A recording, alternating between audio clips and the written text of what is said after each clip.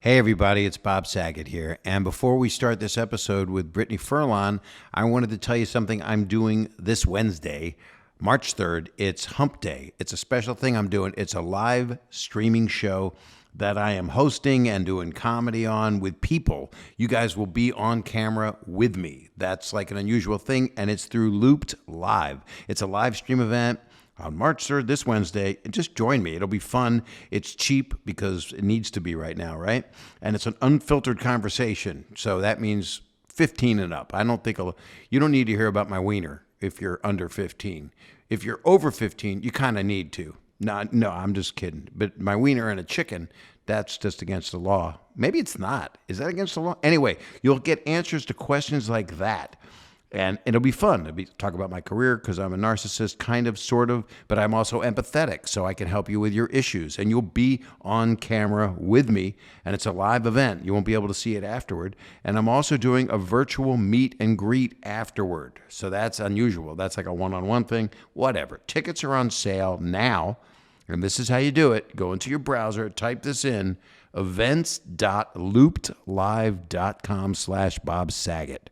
So Looped Live is Looped, and live, well, you know, if I have to tell you Live, well, I did. Anyway, go to it, events.loopedlive.com/Bob Saget. If you can't remember that, look on Twitter or Instagram. It's listed there. And I hope to see you, and literally see you, on Wednesday night, March 3rd, for Hump Day. And now, here comes my episode with the wonderful Brittany Furlan. Hey, everybody. Bob Saget's Here For You is the name of this podcast. It's another podcast, but not to me. It's a way of life. It's talking to people, catching up with friends. Recently had people that people really laughed hard at, John Lovitz and Gilbert Gottfried, and just a lot of Fortune Feimster, a lot of people that I love. And I have someone today that is really just a strong energy, and I've been listening to her podcast, and I just really like her, and it's Brittany Furlan, and the name of her podcast is Worst Firsts, and I recently did her podcast, and I enjoyed it because I've had many worst firsts. I mean, a lot of us look at our life and go, man, would I have liked to do that differently? Or, God, do you remember the time that I did that?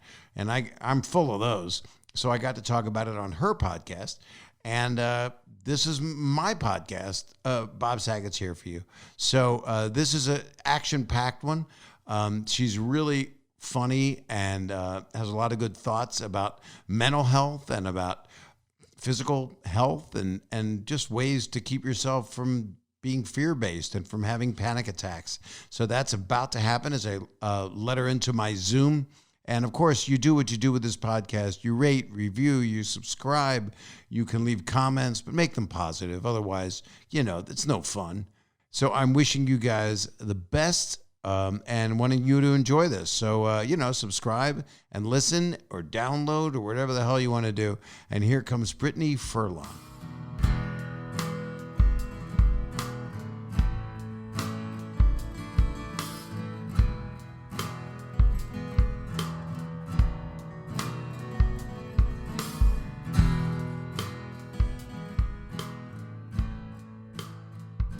Hi, Brittany. Hi, Bob. Thanks for having me on today. And thanks for having me on your podcast, which is Worst Firsts, which I loved doing so much because I have a lot of them. You were great on there, guys. It was amazing. So if you love Bob on here, make sure to check him out on my podcast, Worst First. He really came prepared more than most people, which was so nice. Well, I wake up knowing the things I wish I had done right. I try to think positive, as we talked about on your podcast, but I also, there's a Jackson Browne lyric. Do you like Jackson Browne? I don't know who that is. Yeah, Tommy Lee does. He's in the Rock and Roll Hall of Fame, and he's pretty brilliant. He actually wrote Somebody's Baby that was in Fast Times. Oh, okay. And he also wrote Take It Easy that the Eagles sang. And he's Take It Easy. Yeah. And he's an amazing person and writer, and he's a poet, and he has a lyric that I love, which is don't confront me with my failures, I have not forgotten them. Facts. So Big facts. That's when people come up to you and they say, and that we're in a culture where people want to cancel you right away, and they go, you know what you do that I don't like? It's like, I know. I already know. I don't need to. Now you're a really good communicator. How long have you been doing your podcast for? My podcast just hit 100 episodes like this week. And so I've been doing it for about a year, but like you were saying, I think people like us we're just big talkers. Right. We could literally talk to a wall for hours probably. Like if you just sat us alone with a wall, we'd probably be like, so anyway, wall, how's that's just the kind of people we are. And there's people that are completely opposite of us, but but yeah, I've been doing it for a while. Now what got you to this? Were you doing any other broadcasting before it? Well, no, it's so funny that you were just talking about the canceled stuff because it just made me think about how I got like semi-canceled when I was on Vine, because Vine is like where I got my start. Right. It was that 6-second app where you would do funny videos on there, and I was like the most popular person on there at one point, had the most followers, and like everyone was watching my videos. And at the time I was in like my early 20s, and I was just doing what I thought was funny, and I wasn't trying to hurt anyone's feelings, but I would do different characters that were different races. Right. And which is you can't do that now. You can't do that. And so like, cause I grew up watching SNL and I grew up watching, Mad TV where white people would play all kinds of different races. And so to me, I thought, oh, that's normal. That's fine. Like if I want my character to be an Indian, I'm going to be an Indian. Or if I want my character to be Hispanic, I'm going to be Hispanic.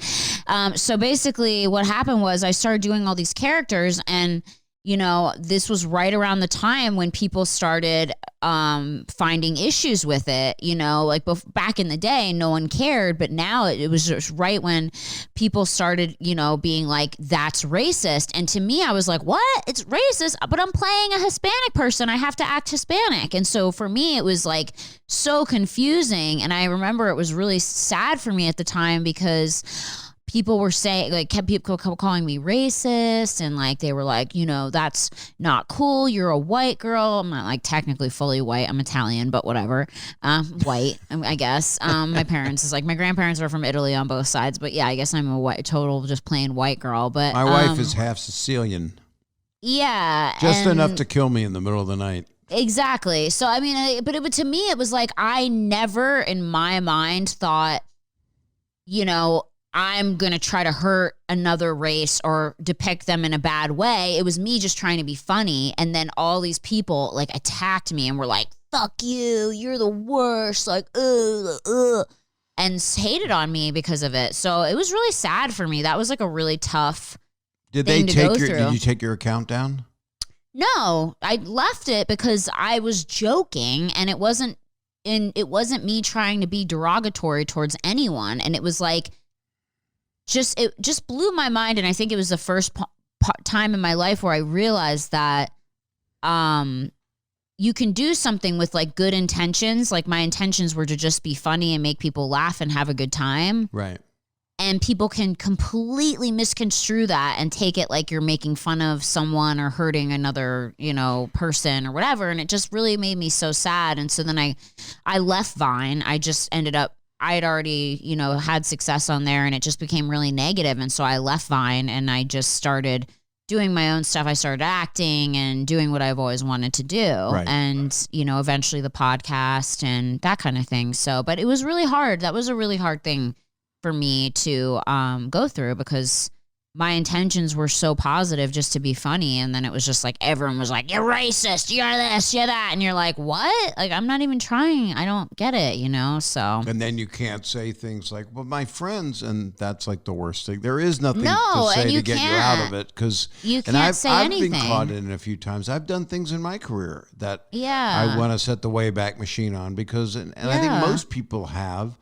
They go, wow, I couldn't do that now, No, and if I knew ahead of time that I was going to hurt someone's feelings or offend someone, I would have never done it. You know, it's like I just didn't know at the time. I was so young and naive, but that kind of stuff, like people stick with you. You know what I mean? People are they try to like, you know, hold it against you forever, which makes me sad because I feel like in this cancel culture, we need to normalize people learning from their mistakes and moving on. Right. I don't think we need to punish and completely exile people for life because unless they meant unless they did something truly destructive. Exactly, unless it was something that was done with an intention or, you know, of hurting someone or being predatory in a way, you know, like that's one thing. But I'm just saying, like, in terms of like being naive and just getting used to, you know, understanding what's a cultural sensitivity and what isn't, you know, it's like, I just feel like people are so like, they're just so quick to hate people. They're so quick to just cut them, wrong. Cut and dry. And it's wrong across the board. And it started about 10 years ago where everybody, like any sarcasm sarcasm doesn't read well. So if you try to put something on Twitter or wherever you're putting anything and you're sarcastic in print, it's just mean. It doesn't come off it doesn't as translate. Sarcasm. Sometimes it can be done cleverly, like Stephen Colbert will do it cleverly, or, you know, Bill Maher is great at it, you know, certain people. But a lot of people try to joke, and it's usually just cruel intentions now. And it's a lot of people. I just block people because I'm not going to let that much negative in my life. I'm already, as we were talking before, self-loathing about things. I know my mistakes. What I admire about you is you talk freely about mental health and of course, and your anxiety and how you get through it. And that you were telling me that you had a really big panic attack just a couple days ago. Yeah. I mean, that's the thing we have. And I think that's like the really sad part is that, you know, people behind the keyboard, they just want to, you know, jab you. And it's like, you're already dealing with your own shit and you're already dealing with your own demons. And, you know, that's why I don't go online and bash anybody, because it's like everyone's got their own shit going on. Everyone's dealing with their own stuff. And like, you know, was I always like that? No, I've learned over the years, like that's not cool, because everyone is, you know, and everyone is experiencing life from their perspective, which is different from everyone else's perspective. Right. You know, we perceive ourselves in one way and the world in one way, and it's completely different to another person, the way they're perceiving us and the world. So it's like, you know, you can't, I don't know. I just think especially right now, everyone's dealing with a lot, and why add to that for people? You know what I mean? Yep. You look at that movie, The Social Dilemma. Did you see that documentary? Yeah. Mm-hmm. We choose our own system for belief. So you could be standing next to someone and use Siri and go, okay, where did the coronavirus? How did it start? In a lab or in wet market or something? That's upsetting to talk about. Or was it mainly China? Or where is the World Health Organization based? And I talked to somebody who did the same search I did, but using their different kind of questioning. And then everybody finds a source, and it could be from, you know, Jim's newspaper, and they'll believe it. It could be anything. Whereas, and then people go, well, you can't believe the Wall Street Journal or New York Times or, you know, it's just I'd rather believe something that has a lot of credible Pulitzer Prize winning authors than just someone's opinion who's got a tractor. Yeah. But everybody deserves a voice. Joe's online diary. Yeah. Right. It's hard these days, man. I mean, honestly, and I think a lot of people have become more in tune because of the pandemic and dealing with a lot of people for the first time dealing with depression or dealing with anxiety, you know, because of the pandemic. I think it's opened, and I personally had a bunch of people reach out to me that say, you know, I've never had anxiety before, or I've never had depression. And now all of a sudden, because of COVID and them experiencing this, you know, loss of family members or loss of friends or getting sick themselves and having kind of that face-to-face look with mortality, I have so many people reaching out to me and going, wow, anxiety is really real and depression is really real. And so many people are experiencing it for the first time. And I think it's made us a lot more sensitive and a lot more understanding which is one of the good things to come out of it. I think a lot of people now, instead of jumping the gun and being mean to people, are starting to be a little bit more warm. And I only say People that we know. Well, I mean but that also, I mean, I'm on TikTok, even though I'm probably, whatever. There's As am everyone, I love TikTok. If you notice on there will be people that will put with disabilities or people with, either physical deformities or, mental disabilities or whatever will post on there. And I remember in the days of Vine, those people would be ridiculed and would be teased and people would be mean to them. But I notice on TikTok a totally different community. And I don't know if it's just my TikTok. It can't just be mine. It is your algorithms. It's what you watch. It's my algorithm, because maybe. You could choose to watch a bunch of 15-year-olds TikToks. And, right. And if they know what you want to watch, which is pretty brilliant, which is also scary. Yeah, they do. They do cater to you. But I'm saying in terms of the comments, it's interesting because I will look and, if I see someone on there who, has a deformity or something like that, and I'm like, oh, great, these people are going to be so mean to them. And I go to the comments and people are actually so nice. I noticed so that makes me too. that makes me really happy and really hopeful for our future. I agree, because Twitter can be an evil fest if you put something out there they don't like. And YouTube and all those places. YouTube, but I've found YouTube's gnarly. Wait to hate is their motto. Yeah, wait to hate. But I mean, I'm scrolling through TikTok and I let out a sigh of relief. Like, thank God people are starting to finally get in touch with their humanity and their soul, that they're not going to go and berate this poor person that had no choice to be born this way and is just trying to have a fun time on the app. You know what I mean? It gives me a lot of, I get very inspired when I see people. I do too. And I get a lot of hope. And I'm like, if this is the younger generation that's being kind like this, I am here for it. Like the bullying needs to just be done forever. I just think bullying is so... It's just like, ugh, like there's really, I personally, when I see someone bully someone, instead of thinking that person is cool or whatever, the first thought that comes to my head is, what are they struggling with? Because who didn't love them? Who didn't love them? Who hit them and yelled at them? How sad are they in their life? But because they don't know no one. Because a bully, No. I don't think, can process that evil that they're summoning in themselves, because I can't think that if they weren't treated differently that they wouldn't be like. Were you bullied ever in school or at home? My God, Bob, I was destroyed in school. It was horrible. Okay, so when I was in 7th grade, I was one of the first girls to get boobs, and I have still to this day. I was too. Same experience.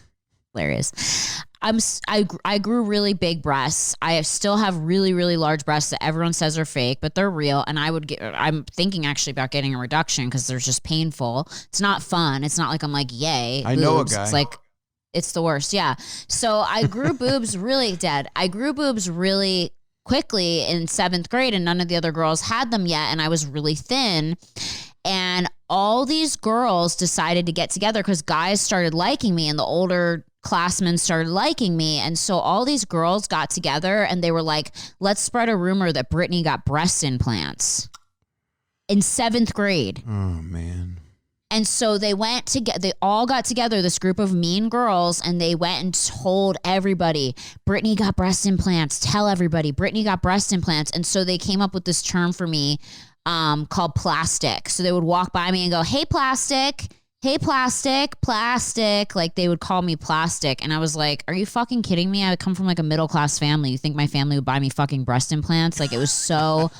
You weren't even denying it. You were like, I was like, we can't afford them. I was like, let's think about the financial aspect of it. Do y'all know how much breast implants cost, especially then? You're going to be paying off your college loans. You can't. Right? I was like, are you kidding me? It was so sad, and people were so mean to me, and I had one girlfriend, and that's it. And I had a really depressing high school experience. I hated it. I hated high school. I probably went to like 6 weeks of my senior year, and they still let me graduate because they would send my work home for me and I did really well. And, but I was bullied hard. Like, I mean, girls were just mean as shit. And it's so funny because then when I moved to LA, and I didn't have success in LA till about 10 years after. I moved to LA right after high school because I was in theater and that kind of thing in high school, and I wanted to be an actress.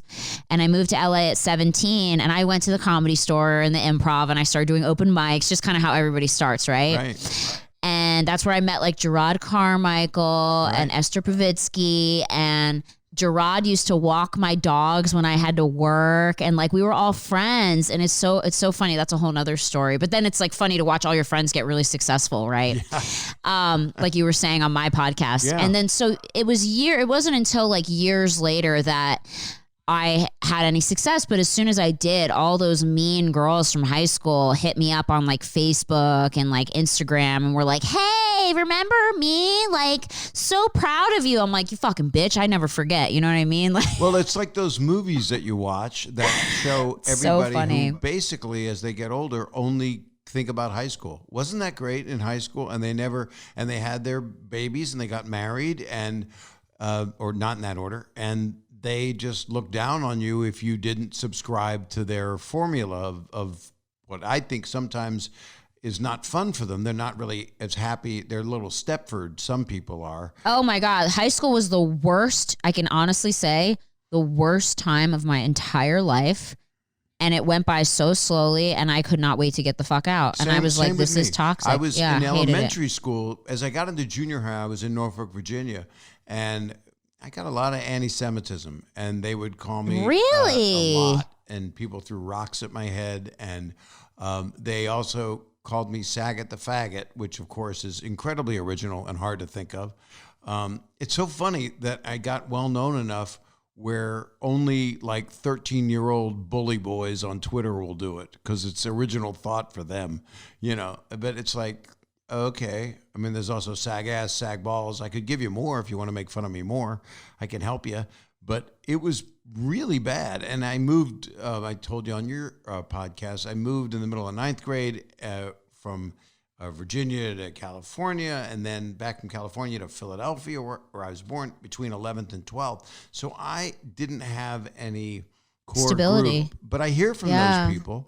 And the people that were mean to me, one kid in particular, I had a fight in sixth grade because he called me a dirty Jew. And I had a fight at the baseball diamond at sixth grade. And I'll never forget it. And I don't say his name on here because he knows who he is. If he's alive. I mean, he might not be alive. He probably joined one of these crazy groups that we hear about now. Oh, and he's going to storm some building.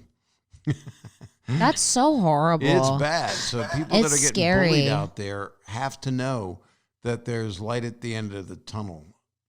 And I'd like to think that hopefully, even though, you know, I know some of my friends' kids are in their, you know, they're like in their teens, and they tell me it's still really bad in terms of, you know, especially now with social media. I mean, when we were growing up, we didn't have social media. So we were kind of lucky in a sense that if we were bullied at school, we got to go home, and at least that's where it stopped, you know? Right. Now, these kids, it's so unrelenting. You know what I mean? That's it's like an they're amazing bullied. point. And I actually never thought of that because when I went home, I got to tell my mom about it.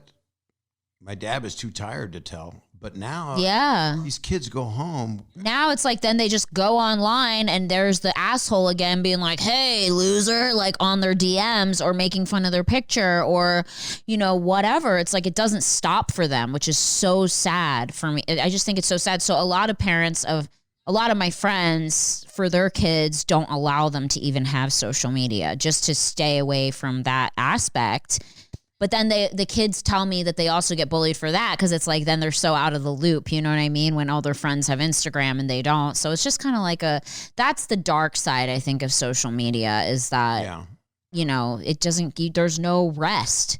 No, you know? and There's it doesn't no give us break. rest. And it spreads a lot of lies. No rest. And then just fighting the lies is draining everything we shouldn't be draining. We're not living our lives. We're busy batting off all the garbage. Yeah. I mean, I've pretty much gotten to the point where I try to say, like, I know who I am. I know my heart, you know, I know where I come from. So if someone wants to say something about me, I've learned to not take things personally from people I'm not personal with because they don't know me. You know what I mean? Like, how can I take it personally? They don't know me. They've never spoken to me. So I don't take it personally. And if it's someone that's close to you, a real close family member or a real close friend, you can, because you've done work on yourself, I know, because we talked. And when you have therapy and you understand yourself more, you're able to say, this really upset me. Yeah. And then you either resolve it or you take a break or that person just drifts away in a way. But social media, you don't owe a person an argument. It's not worth your time, honestly. And I told Tommy this too, because, you know, he is so political and he gets a lot of hate with that because he's so outspoken about it. And and he'll get angry or whatever. And, you know, I just tell him, like, who cares? Like, you're living this amazing life. You know who you are. You know your heart. Like, why let anything some stranger says bother you? And it takes a while to get to that place. You know what I mean? It took me a long time. Sometimes it still gets to me. Yeah, it depends. I mean, you're human. Of course, you're a human being, you know? So it's like we have feelings and we're so sensitive, but not to be like a total weirdo, but I'm very into like spirituality and, you know, that's just our ego. You know, our soul has nothing to do with that. Our soul has no ego. And the people that are doing it are pure id. So yeah, they don't. They're not in touch with that level of themselves yet to go, you know, any negative energy that I'm creating is just creating more negative energy in my life too, you know. So it's, you know, people don't realize that, I think, until they really do a lot of self-work. And I don't know if people do or want to or deal with it and they think it's all a bunch of bullshit, but I wish it for them. I wish it for people that are maybe listening right now that are cruel to some other people, that are maybe listening because they're hoping I'll, you know, say fuck. And so that's why they're listening. They just want to hear a curse word, you know, for no reason. Right. But I hope that kind of a person who's not being nice to someone or choosing the low road somehow finds, I don't know, some self-reflection, some empathy of what would it be like. How can that person that I don't like or that I'm making fun of be so different from me, and I just don't like them automatically? Can I try to be a better person? We're at a time right now where it feels like that's impossible from people that are doing that, berating people, that they could. I believe like some people won't even reach that level of self-reflection until they're on their deathbed, because I think that's when you sort of get to the point in your life where you really go through all your decisions and go through all your emotions. And I mean, I really am into, like, obviously, like I said, the spirituality research, and you've talked to a lot of people who have, you know, either people who have died and come back or people that have had near-death experiences and things like that. And those are the kinds of situations where people finally realize, like, the little petty arguments, the hating on people, the really small stuff, it doesn't matter in the big picture. It means nothing. It means zero. Have you been in a room with someone? I have, that is dying. Have you been in hospice rooms before? It's dark. It's dark, but it's also beautiful in a way. Yeah. It depends. Yeah. So yeah, I have. I've watched my grandmother's brother die. I've watched my grandmother right before she died. And yeah, who have you been in the room with? Two sisters, one from a brain aneurysm who had a lot of other difficult mental health issues in her life, and she was so beautiful and wonderful at 34, and then another one at 47 from scleroderma, which is hardening of the skin. And I didn't know that could kill you. Yeah, it kills. It can be very fatal. Oh my God! I'm a part of the Scleroderma Research Foundation, where we've raised $50 million in the past 30 years that goes to research. But my sister, Gay, that had it, died at 47, and that was a painful death. That wasn't, and she was a good person. That was the one who was a school teacher in Upper Bucks County. And I hear from people on Twitter or Facebook, they'll say, your sister was my teacher and she was the best teacher I ever had. Aww. That's when social media is a nice thing. That's when it's a gift. But I was in her room and she was begging me to help her. So she was some people, as they're going out, are fear-based about their death. And so hers was just, they just awful. Gave her morphine so she could get out. She didn't get resolution. But I think some of the people that have been very cruel to people or have done wrong things, some, whether they're religious for reasons or whatever, look for redemption. But I think there's also a lot that are at that point maybe really angry or maybe really fearful because they never resolved it. They never came to terms with what happened in their life. No, it's hard. My mom was amazing. My mom was literally like being in the room with Gandhi, except she had a top on because he was topless. But did she talk to anyone in the room? Because that happened with my grandmother. Started talking to her sister and her mom. My mom was lucid till the moment she passed. My mother would have people visit her. John Stamos and Dave Coulier from Full House went to visit her, and she put makeup on. She hadn't had food for 2 weeks, and she put makeup on. I said, you're not going to sleep with him. You're just going to say hi to him. And everybody that saw her, she had like a halo around her. She would tell everyone, you're going to be okay. She would tell everyone that they're going to be okay. Was she religious? No, because she lost 4 children totally. 2 more before I was born. And so she was strong and she made her own religion. I mean, I was raised Jewish, but she just got to a really high place. And I've never seen that before. My friends were visiting crying as they came out of the room and they said, I've never seen that before. And how did she eventually pass? Did she just go to sleep?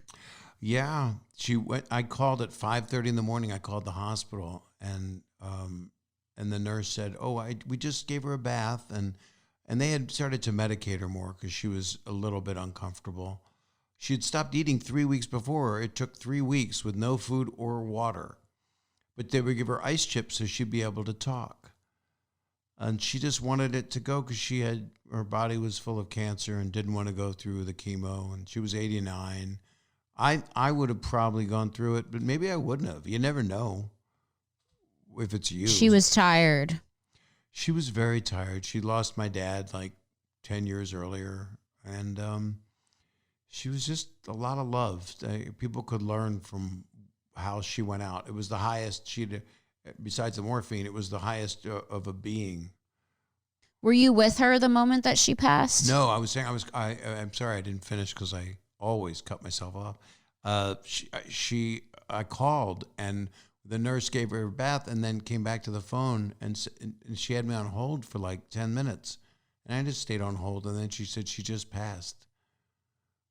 So I was on the phone with her. So it was really weird because I don't normally call unless people that have someone in the hospital, you're up all hours, When I've had stuff happen with people I'm very close to, I'll call at 2 a.m., 4 a.m. It doesn't matter. There's no time. So, we're going to take a quick break because we're really having such a happy, laughing time.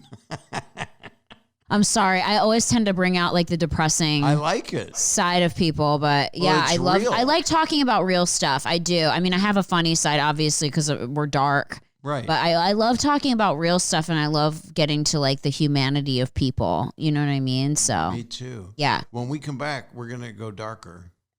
Okay. I'm going to sacrifice a chicken. All right, we're back. And we're back. I want to ask you a question. Go ahead. Are you scared of dying? No. How do you like that? 0%. 0%. Tell me why, because I'm very scared. I don't want to die. I got a lot to do. I mean, I got a big third act coming up. Yeah? Yeah. So I've got a lot going on as far as you look at life, Right. Or second act if I live to 130. But I've been around it a lot, and I don't know. I too am not religious, but I do have a spiritual bent to me. And I don't think when you die, you die. I don't know what else happens. When my 20s, that was all, reincarnation. And I went for past life therapy and all kinds of woo-woo stuff. And where do you stand on that? I've talked to a lot of different people, and I definitely think there is something else. Obviously in physics, even if you're a scientist, you'll know this, that energy can't be destroyed no matter what. So we're made of energy. I hope some people's can. Yeah, well, apparently not. In no way it actually just changes form. So, when you pass on, your body may physically die, but I think your soul is made of so much energy that I think we move on to another plane. And I've had a medium. I agree. Yeah. Go ahead. Sorry. Oh, it's okay. I had a medium on my podcast, and she told me that, she talks to the dead all the time. And so I asked her what happens when we die. And she broke it down for me like this and said, you die, your soul leaves your body, you go to heaven, and in heaven, you get to review your life and see what you did wrong, what you did right, if you learned all of the lessons that you were supposed to learn. And if you did not learn all the lessons you were supposed to learn, then you are sent back to earth. You choose your life. Everyone has chosen their life. You've chose this life. I've chose this life. And you choose it according to lessons that you need to fulfill your soul. And so if you haven't fulfilled your soul, you go back to earth, reincarnation, you come back. That's why you hear like a lot of kids going, I was a pilot. My plane was gunned down, because as a child, the memories haven't been completely erased. But as part of your soul contract, you agree with your memory getting erased. You agree with starting over so that you can learn from these experiences that you need to learn to fulfill your soul. Once you fulfill all of your, all of your soul contracts, and you fulfill everything you need to learn as a soul, then you move up to the next step, which is where you become like a spirit guide. And so that's when people who had known you in previous lives or whatever, when they pass away, you're able to greet people and help them when they get to heaven.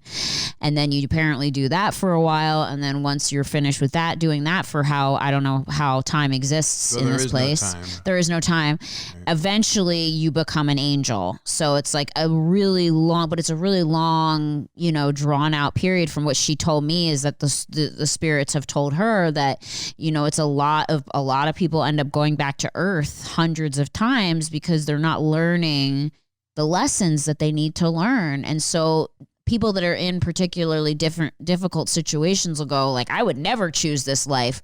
But yes, your soul did choose that life because apparently you needed to learn whatever happened to you in that trouble. Even if it was trauma, whether it was trauma or abuse, whatever, your soul chose that for you to grow in a certain way. It's so interesting. And I believe some of it in my 20s, I believed only that. Mm-hmm. That was where I went for my, I'd gone to Israel years ago with my ex-in-laws and my ex-wife, and we were young. And I spent more time researching where Jesus was from than I did equal time. I went to the Wailing Wall, I did all, and then I wanted to go see the Dome of the Rock to see where, that's Muslim oriented, and it's where Muhammad ascended to heaven, on the same spot where Abraham supposedly was going to slay Isaac, his son, on the same spot where Raiders of the Lost Ark found the covenant.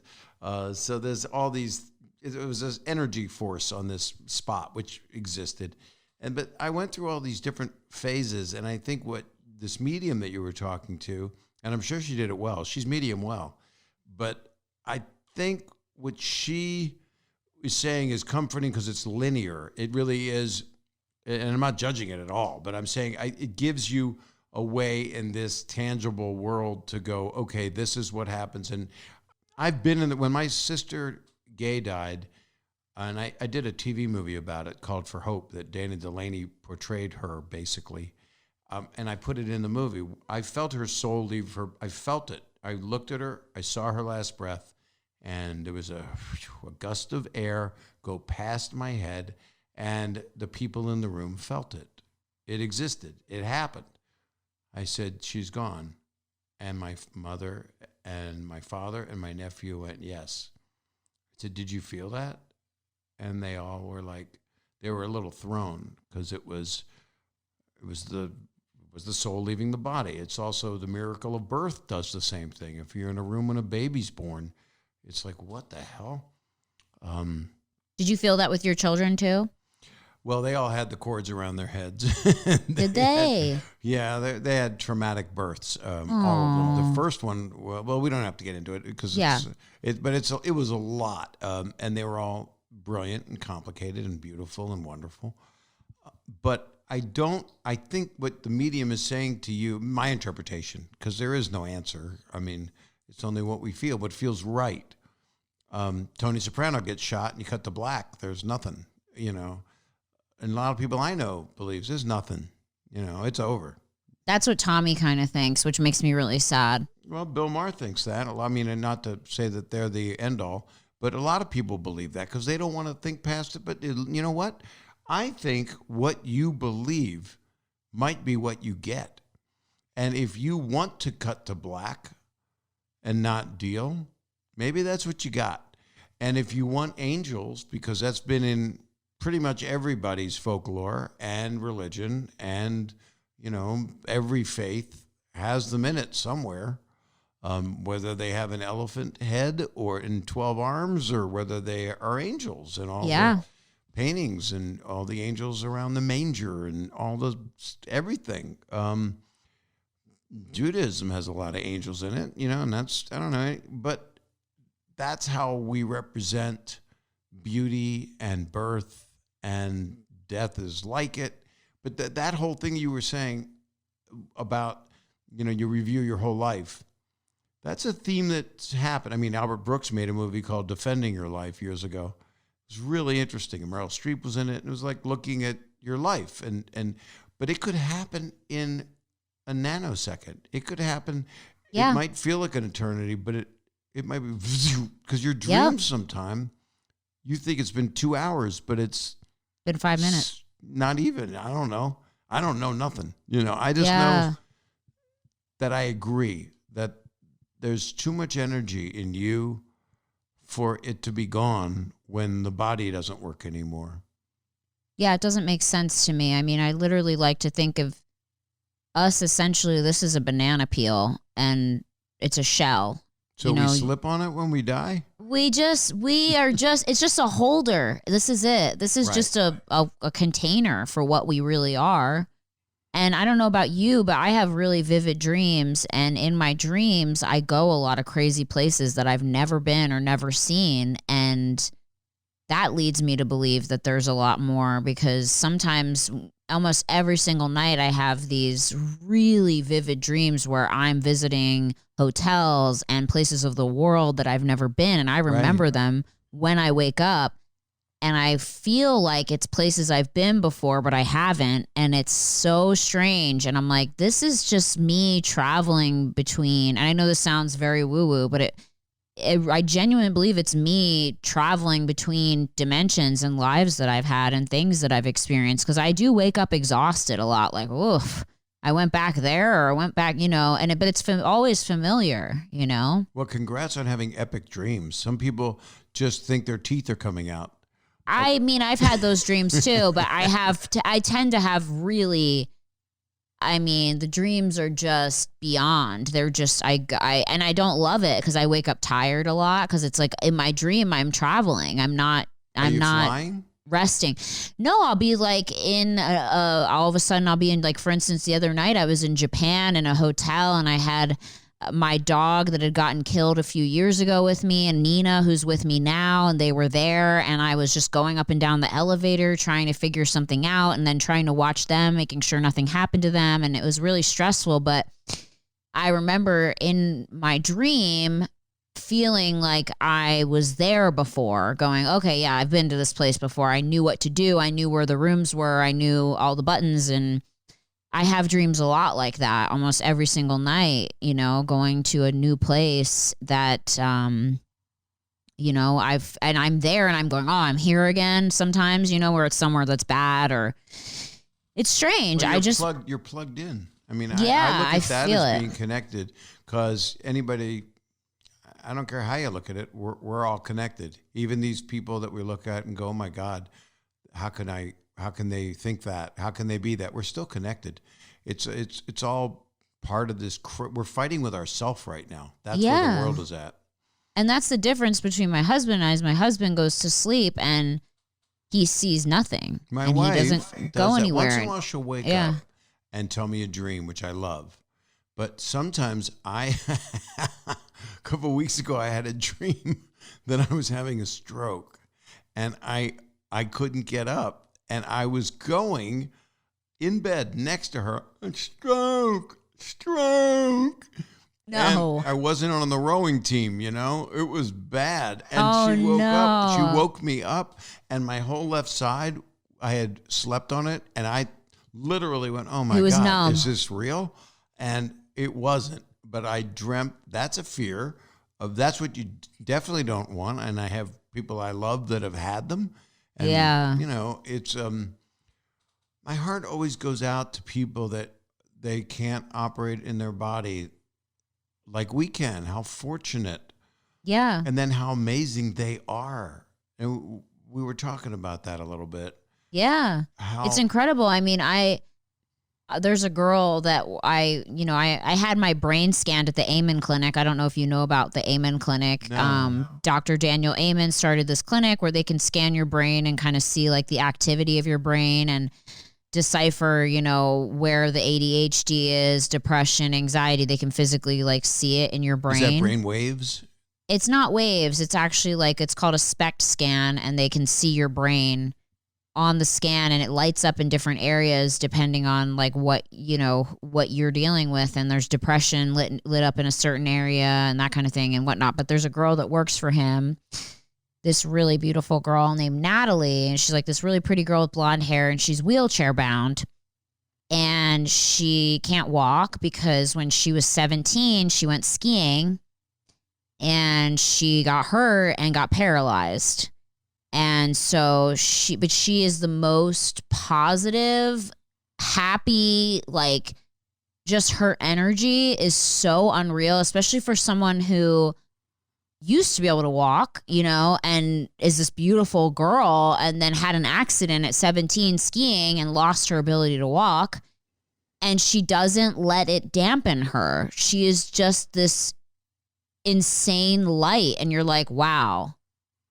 I She learn doesn't, from her. I could learn from someone like that. She doesn't sit there and go like, why me? Or like, sit there all depressed. Like I can't walk. I used to be able to walk, and like, who's going to, want me now kind of thing. Like, cause that's where like my fucked up brain would go. But she is like this beautiful spirit. Her soul is so bright. She met like a really handsome guy who fell in love with her. They get married. Like she's engaged. She's just like, it's just really inspiring, because I just did this thing. Jake Tapper did something for Home for the Troops and is building homes for the troops.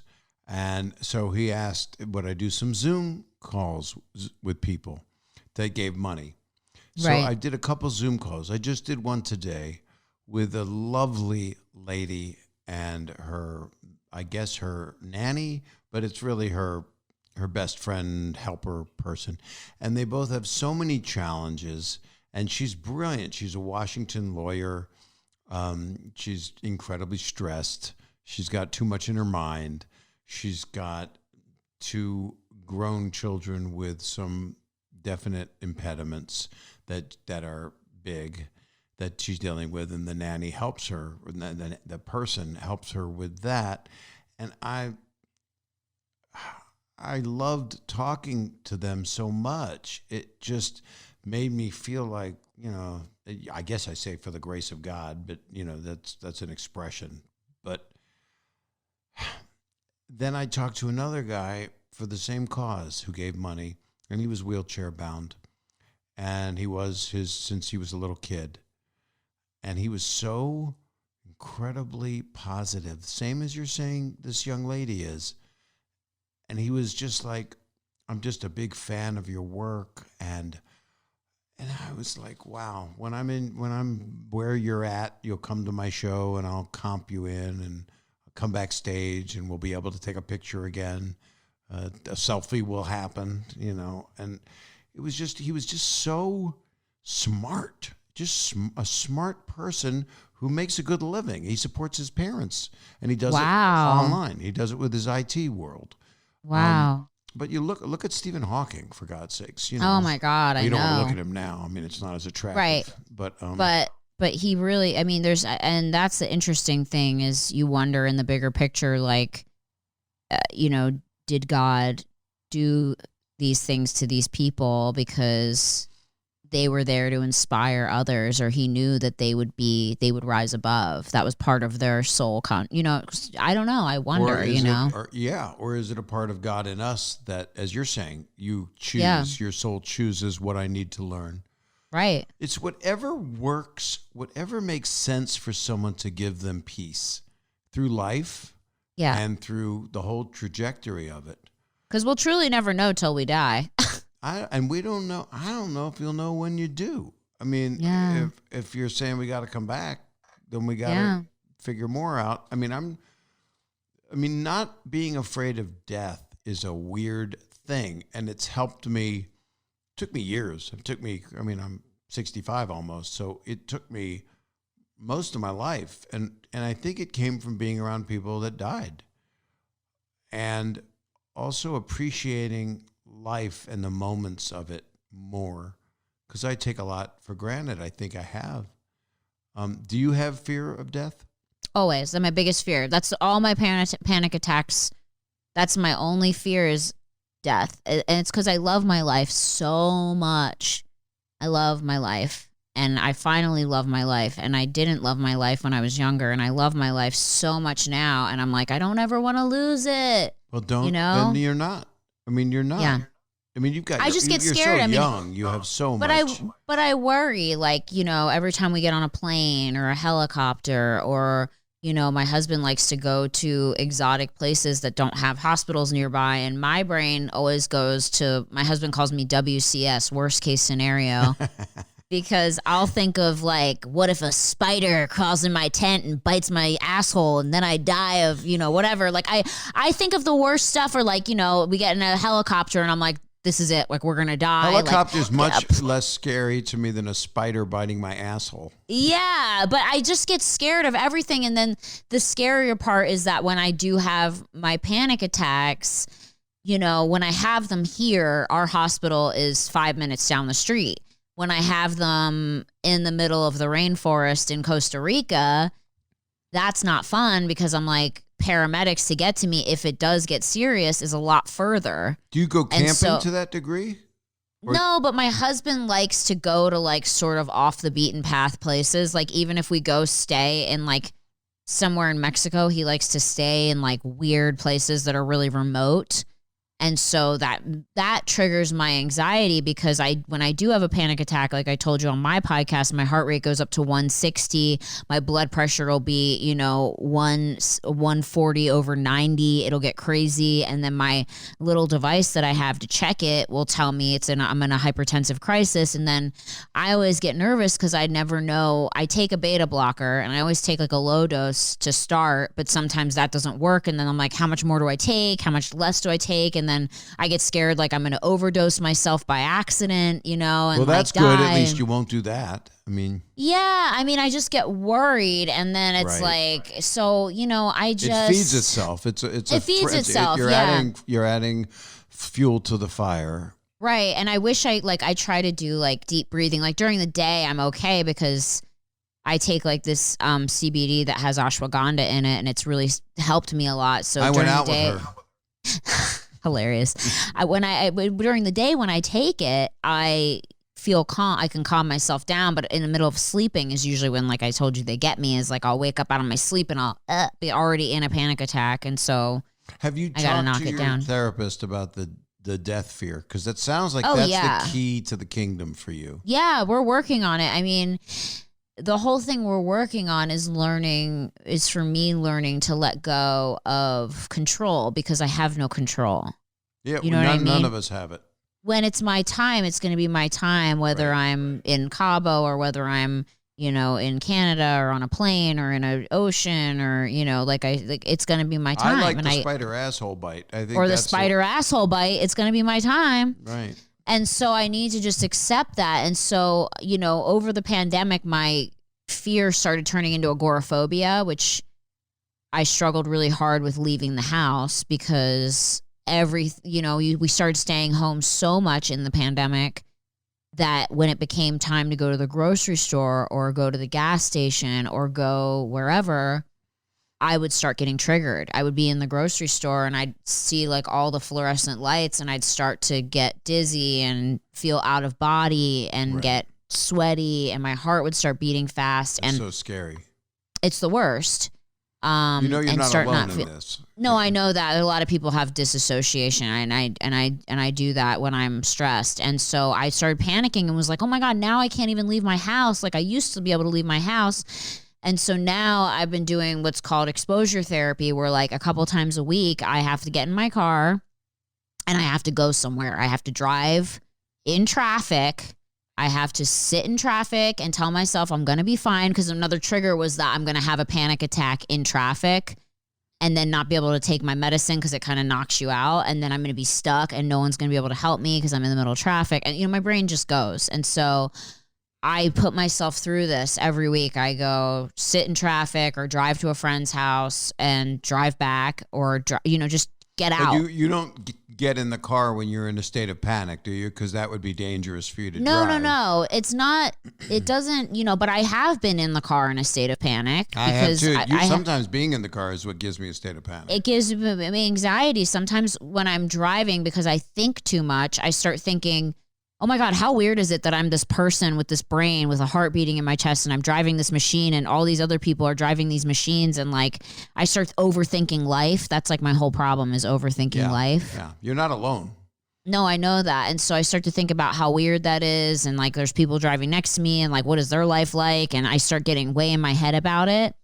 And then I get spiral into a panic attack because then I start like disassociating. Is this all real? Blah, blah, blah, blah, blah.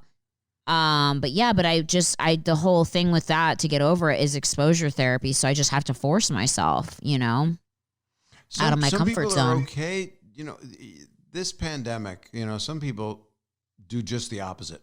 That's why you see after the Super Bowl in Tampa, everybody's got no masks on and they're out screaming in the street like Tarzan is yelling at the trees. But super spreaders just like don't care. My God, that was a super Ain't spreader. no virus gonna get me. I know. We always really, do dude? the accent. It's a real problem because I know.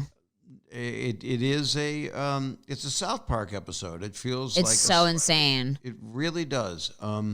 It's like they're not making up the numbers, guys. Like, I've even in the past few weeks have just known so many people. Friends, parents, friends, cousins who have all died, friends who have gotten it, close friends who have gotten it and have said this thing is fucking gnarly. I have friends who are super tough that don't, they could drink like a sailor, and they got the coronavirus and they were like, I have never been so sick in my entire life. It's the scariest thing ever. I understand why old people don't make it through, so I've had too many personal close people experience it and tell me how, and they sound horrible, and they're like, so I don't know. I guess maybe those people just don't know enough people with it or haven't seen it up close enough. No, they haven't. There are people also in wide open spaces. It's just not as prevalent. They're not. Our hospitals don't have. Yeah, we were in LA up to capacity. It was. Yeah. How can we? I feel like wanting to help you. I feel like wanting to. I don't know. It'd be so great for you to get to a place of just acceptance of this is who I am. When the synapses fire and your mind is going all over the place, it's like it'd be so nice. And I'm talking to myself too, because here I am at 1 a.m. going, I got to get up at 6. What am I doing?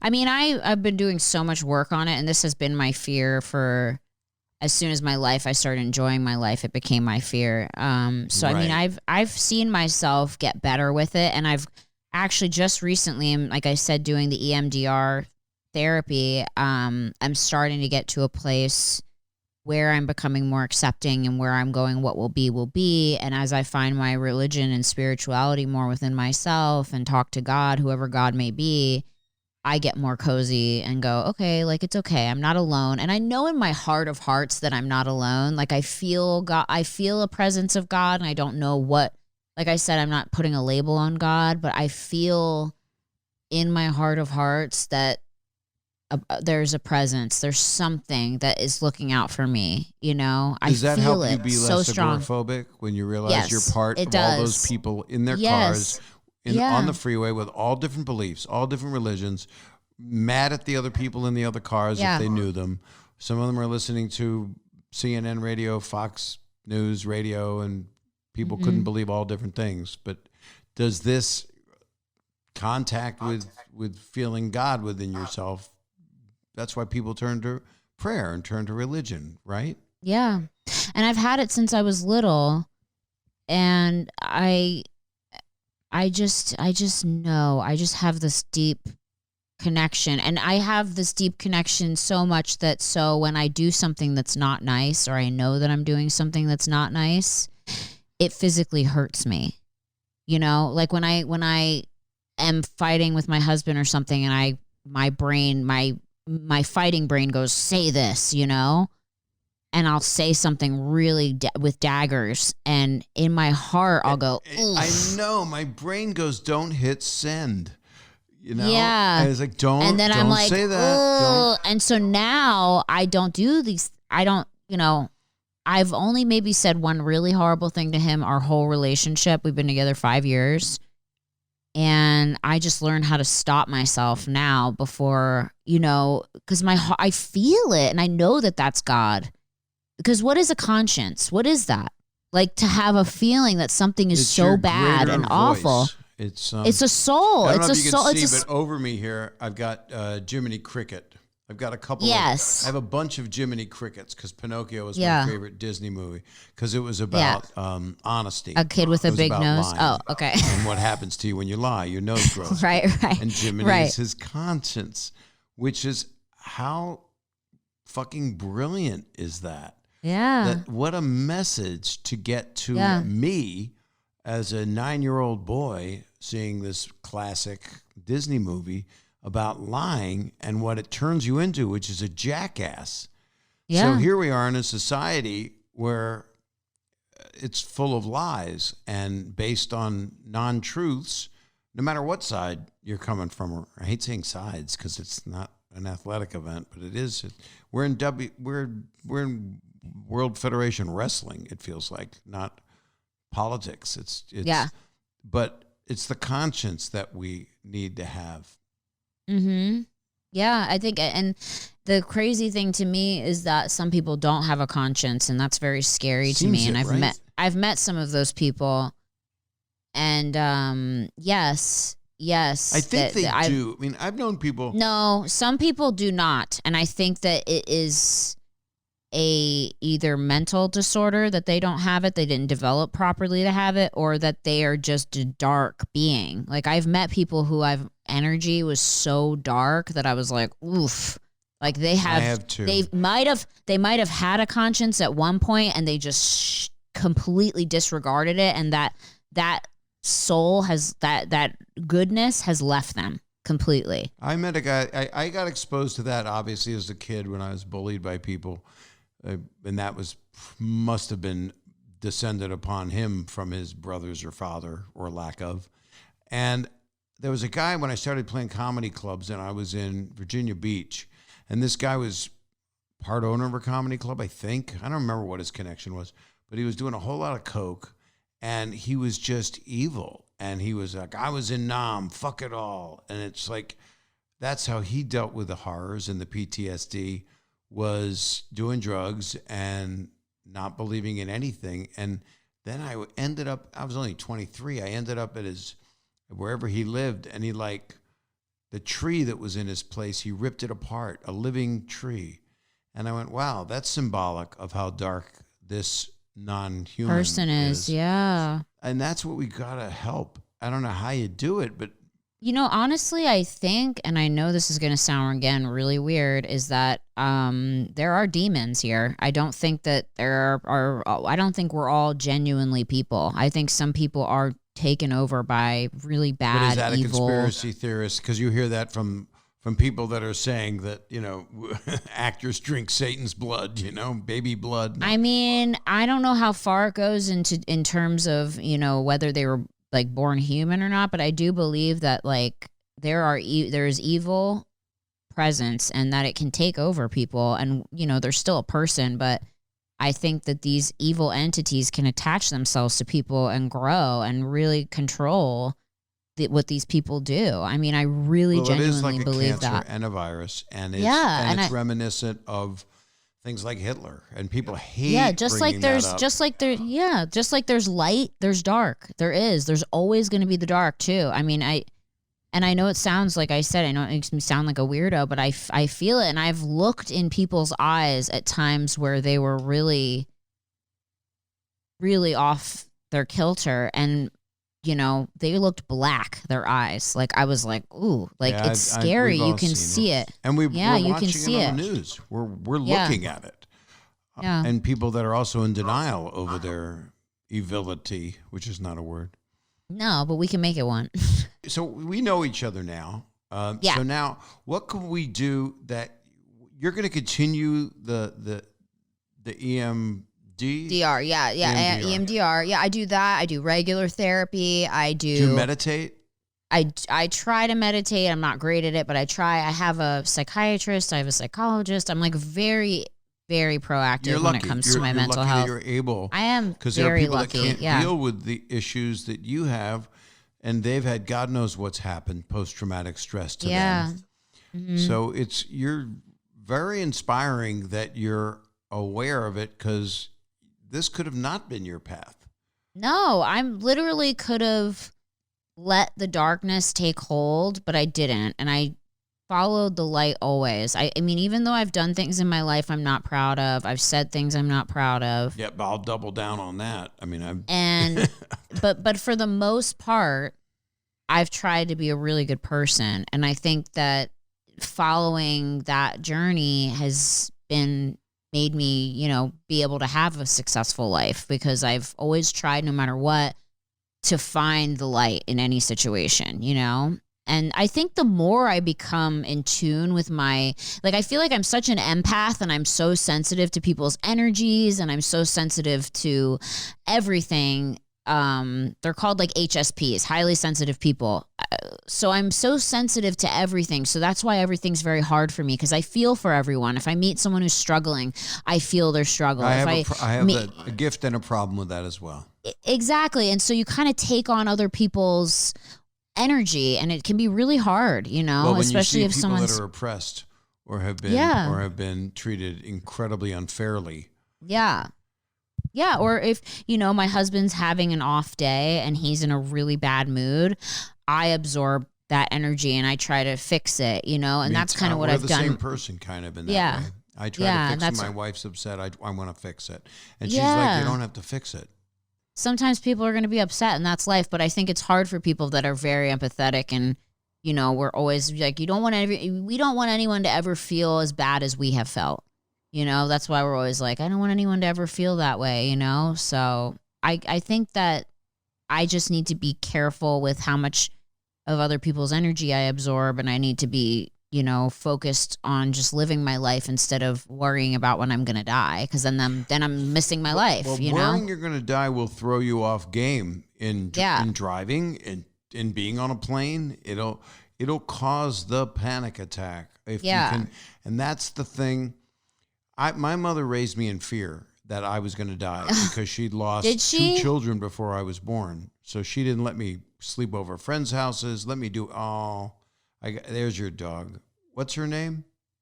Nina the Wiener. Nina the Wiener. That's actually what I call mine as well.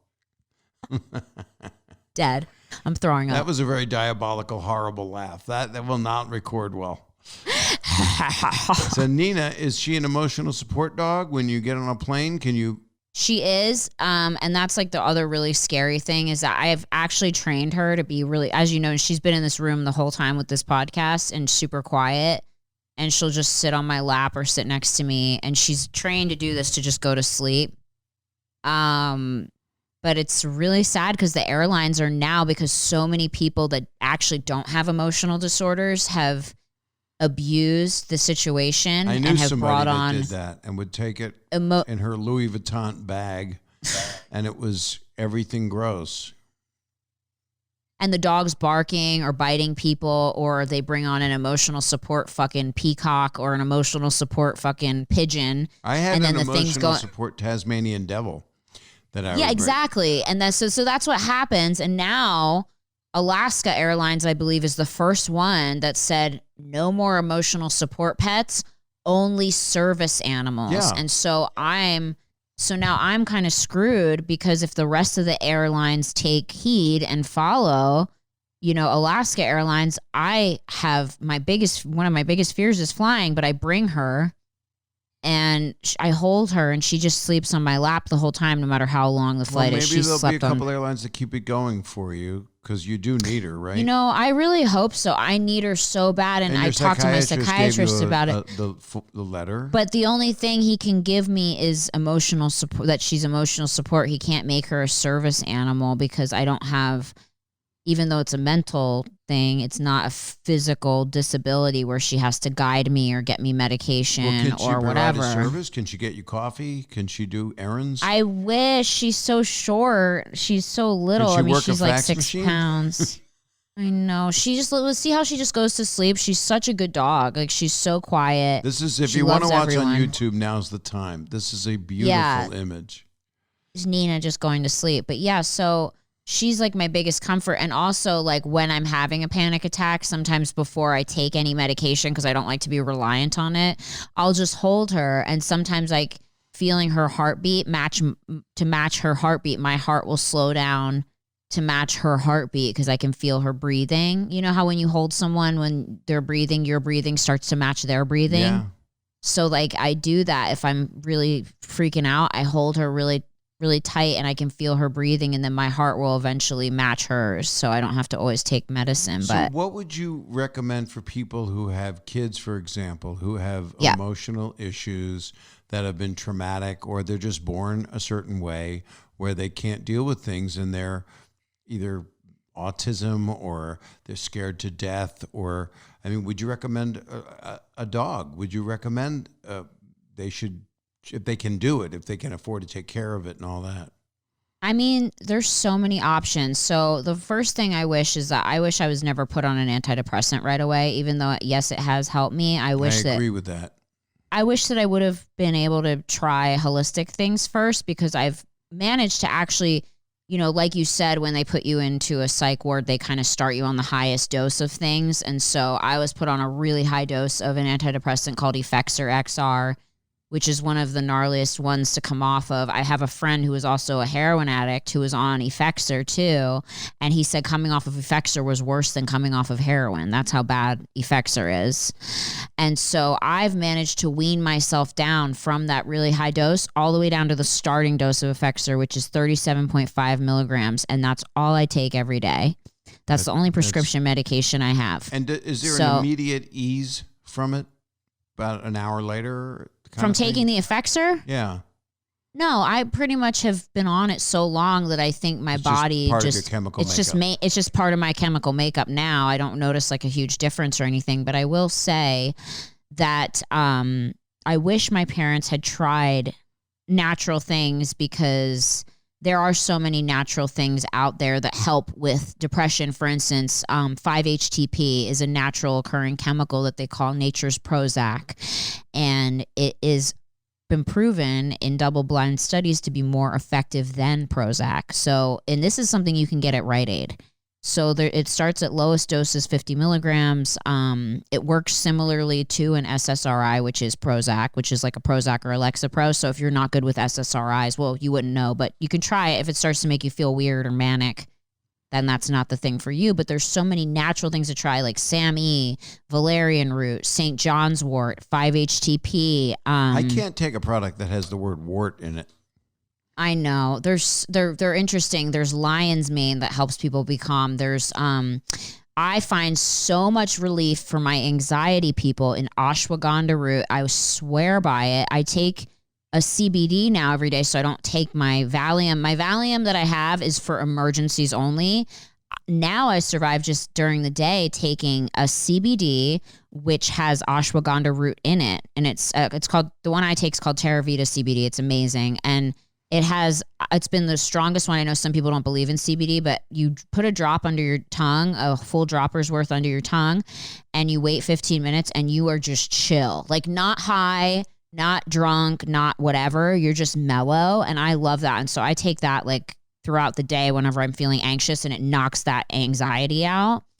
So I'm just like, there's just so many homeopathic things that have helped people that I wish I was started with back in the day. And, for some people it will be, people who suffer from schizophrenia or people who suffer from severely debilitating mental illness, these things might not work for them, and that's fine. And then you can try medication, but I always suggest just doing your research on the medication to make sure it's not highly addictive so you don't end up stuck on something for your entire life. And this is what you would recommend to young girls that are sensitive, that are also prone. Now, how are you? Because some people say, it's a big debate all the time, that for some sensitive, special people, that marijuana is a gateway drug. That's what some people. I don't love weed. Weed, actually, I've used to smoke weed all the time. I did for a couple years. I'm not a weed lover. And I like the smell. Yeah, I've smoked weed and I've had great times high, but then I hate the munchies. I hate that because I would get fat from like eating so much after. And then I also hated that sometimes the weed it was never like the same. You know what I mean? Like you'd smoke one time and it'd be awesome. And then the next time you smoke, sometimes you get too high.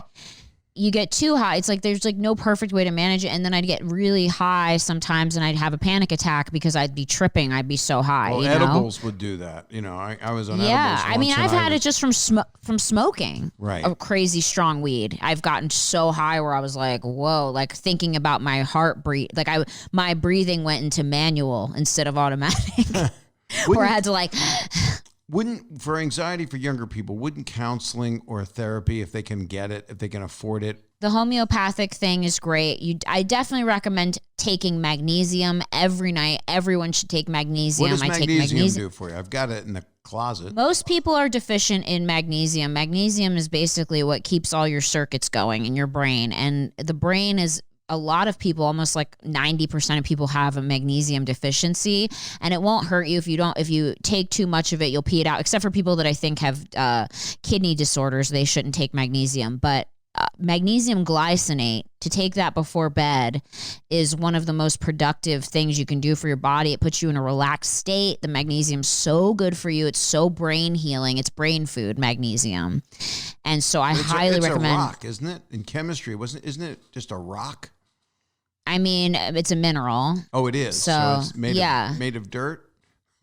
Well, the one that I take is, I always recommend taking a liquid gel because it's, easier into your bloodstream. But I take magnesium glycinate every night, and that has been a big change in my life. I used to have a lot of sleep. It helps you sleep. It helps you unwind. It's extremely calming. Well, that's my takeaway right now. I mean, magnesium glycinate is incredible for bedtime.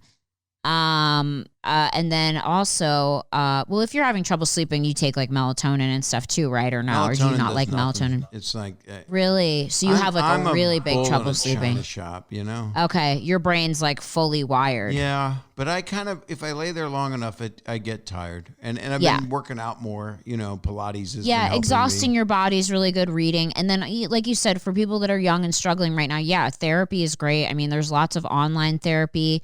If there's you don't, a lot of it. There's a company called BetterHelp. BetterHelp. Is it BetterHelp? Yeah, it's BetterHelp.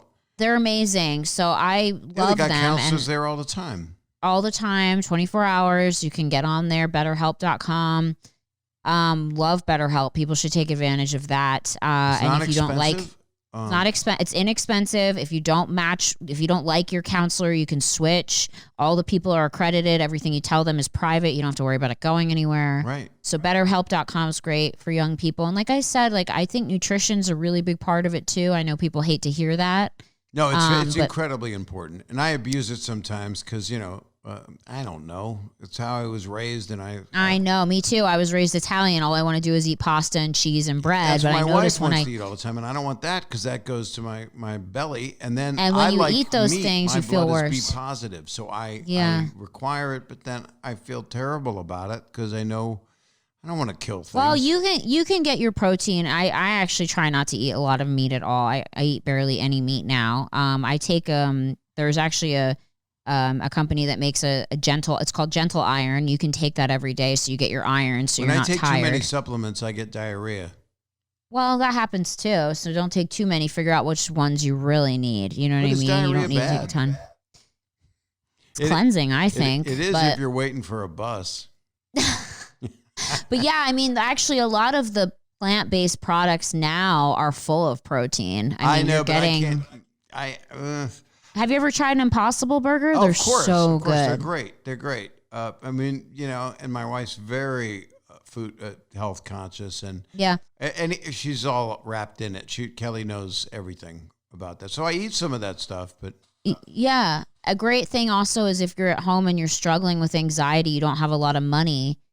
I One think thing that's I can most people, except for Okay, so here's something that you can do every day that'll change your life. And I used to do it every morning, but then I got lazy, is making a celery juice. Okay. So you just need to get celery, good call. just plain celery. I had a juice green it. juice yesterday, and once the diarrhea stopped, I loved it. But if you just drink plain celery with you don't mix it with anything. You just take Cucumbers are raw good, celery. though. I like cucumbers. But apparently, and I learned this from the medical medium, mixing it with other stuff really dissolves the, potency of it. And so I followed this for about a month and a half, and my anxiety was cut in half drinking celery juice every morning. A big 8-ounce glass of celery juice on an empty stomach before you start your day. If that doesn't change your anxiety, write to me and let me know, because you have to do it every day, not mix it with anything. Don't put a Granny Smith apple in it. Don't put lemon in I it. hate Don't apples put anything in in my it. juices. You have to just drink straight plain celery I'm not a juice big apple for a lover. month. Yeah, so that'll help with anxiety too. There's a lot of tricks and things that I've learned, and so that's how I'm able to function. I'm so glad that it's so great that you do a podcast, and that it's you're on your 100th episode. It's like it's really great. And I'm gonna talk about you a little more after we say goodbye, because we've talked a lot today. This was a long episode. Yeah, I hope it's okay, and hopefully not everyone's asleep by now. Your episode on your show soon. Yep. Which is called Worst First. Worst Firsts with Brittany Furlan. Okay, because I always go Brittany Furlan's Worst Firsts. I always want to say your name first to give you top billing. It's hilarious. Mine has my name first because I don't know why. Because I thought they could replace me. I truly feel like you were here for me this episode, so it makes sense. You're so sweet. I'm so glad we Thanks did for this. having me. Yeah, thanks for having me. It's been so fun. Thank you. You've made me think a lot, which is really good. Yay. And if you're having a real much. problem and you're feeling fearful, I'm an email away. So Oh, thank you. Same. tell Tommy Lee the so same. nice. If he's really feeling stressed. I will. He has no fear. That guy used to shoot black tar heroin. He has no fear at all. That's He's true. not scared of anything. Well, have a wonderful night. You and too, thank you. Bob. Thanks for having me. Say bye, Nina. Bye, Nina. Bye. All righty. That was Brittany Furlan, and I just really enjoyed that conversation, and I learned a lot. I learned quite a bit, actually. She is an interesting, funny person, and, as all of us are, trying to find our way, and she has some solutions for it, and I hope it maybe helps some of you guys, gals, listen to what could help you with panic and fear, because we're in a world where there's a hell of a lot of it, and just coping and getting through and being kind to yourself, and try not to be afraid of death. That's a big one, right? What'd you get from the podcast? Don't be afraid of death. Well, easy to say. So thank you. Listen to her podcast. It's really Worst Firsts, but it's really about her and how she looks at life. And it's a very open discourse. And that's why I enjoy her and was really happy to have her as a guest. So do what you do, rate, review, subscribe, Follow, if that's how you listen to your podcast. You can watch us on the YouTube. There's not many people there looking at it, so try it. It's just excellent technology. It's a 2-shot till the end of time. Sending you my best. There's a number you can call up there. I'll be announcing soon when I'm going to make some calls to you guys. Just stay well. Stay well and be safe. And if you're not an anti-vaxxer, get the damn thing when it's available. And let's get ourselves all well so we can get life back. All right? So just take care of yourself. And I'll talk to you on the next episode.